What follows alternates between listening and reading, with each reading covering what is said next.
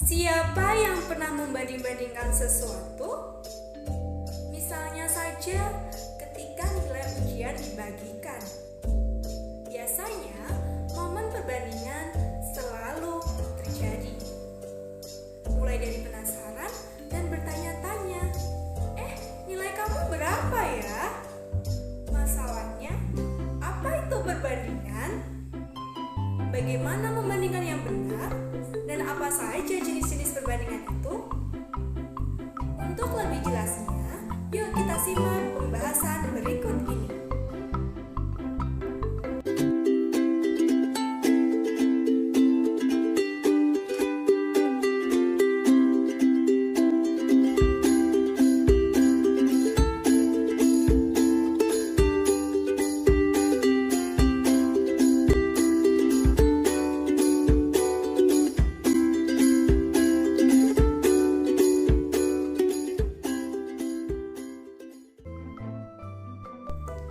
Assalamualaikum warahmatullahi wabarakatuh. Halo semua, gimana kabar kalian hari ini? Tentu menyenangkan, bukan? Bersama saya Kak Afifah, dalam video pembelajaran kali ini kita akan membahas mengenai perbandingan. Dalam matematika, perbandingan disebut juga dengan rasio. Lalu, tahukah kalian apa itu perbandingan atau rasio? Iya, benar. Perbandingan atau rasio adalah salah satu cara atau teknik membandingkan dua besaran. Penulisan perbandingan atau rasio dapat ditulis dengan A banding B atau A per B, dengan A dan B adalah dua besaran yang memiliki satuan yang sama. Ada beberapa cara tertentu untuk melakukan perbandingan. Bagaimana cara membandingkan? Misalkan nilai ujian matematika Ria 100 dan nilai ujian matematika Wahyu 80. Nah, dari keterangan yang ada, kita dapat membandingkan keduanya. Yakni, yang pertama, nilai ujian matematika Ria 20 poin lebih besar dari nilai ujian matematika Wahyu.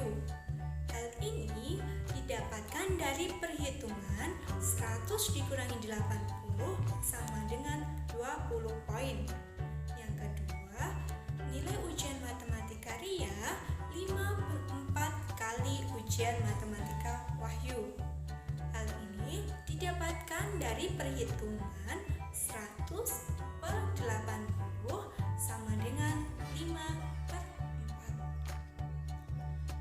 Ada dua hal yang perlu diperhatikan dalam perbandingan.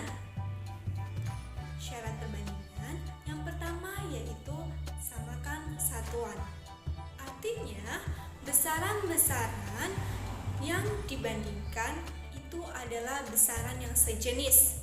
Misalkan, panjang kain Ani 150 cm, sementara panjang kain Doni 2 meter. Nah, dari keterangan yang ada, diketahui bahwasanya satuannya berbeda.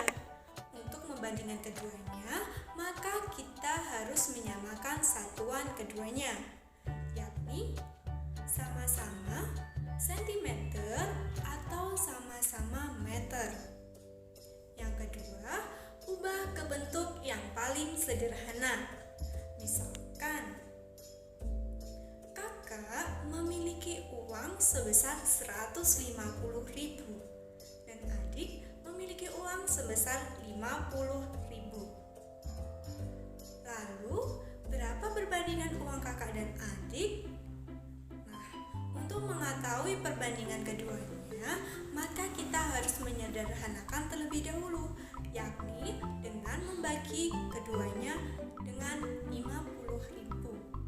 Hasilnya yaitu perbandingan 3/1. Selanjutnya yaitu jenis perbandingan.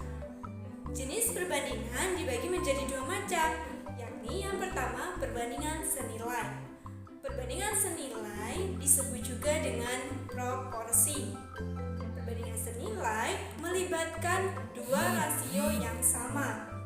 Secara sederhana, perbandingan senilai merupakan perbandingan yang menyatakan rasio yang sama. Misalnya, terdapat beberapa himpunan bilangan A sama dengan 1, 2, 3, dan himpunan B sama dengan 10, 20, 30. Himpunan A menyatakan waktu yang ditempuh dalam detik dan himpunan B menyatakan jarak yang ditempuh dalam kilometer. Lalu, apa kaitannya antara waktu yang ditempuh dengan jarak yang ditempuh? Ya, betul, yakni sejauh. Kita dapat mengaitkan waktu yang ditempuh sejauh jarak yang ditempuh. Maka hasilnya 1 detik sejauh 10 km, 2 detik sejauh 20 km, 3 detik sejauh 30 km. Nah, dapat ditarik kesimpulan bahwasanya semakin tinggi nilai himpunan A, maka akan semakin tinggi pula nilai dari B, dan begitu sebaliknya. Nah, makanya contoh tersebut dinamakan dengan perbandingan senilai, karena nilai A sejalan dengan nilai B. Yang kedua ada perbandingan berbalik nilai. Perbandingan berbalik nilai adalah perbandingan dua besaran di mana suatu variabel yang bertambah, maka variabel lainnya akan semakin berkurang.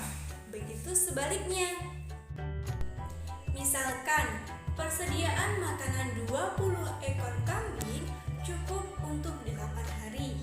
Nah, apabila jumlah kambing berkurang setengahnya, yakni 10 ekor, maka jumlah persediaan makanan akan bertambah semakin banyak. Kenapa demikian?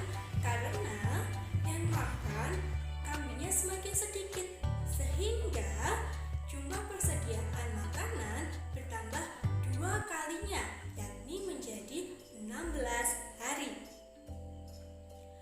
Begitupun sebaliknya, apabila jumlah kambingnya bertambah menjadi 4 kalinya, yakni sama dengan 80 ekor, maka persediaan makanannya akan semakin berkurang, yakni menjadi seperempatnya, yaitu hanya cukup untuk 2 hari saja.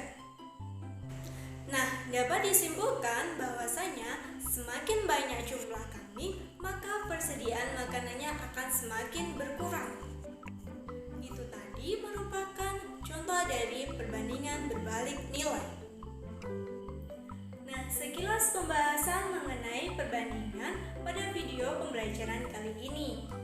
Sekian dari Kak Afifah, semoga bermanfaat untuk kalian semua ya. Jangan menyerah dan tetap semangat dalam belajar. Wassalamualaikum warahmatullahi wabarakatuh. Sampai jumpa.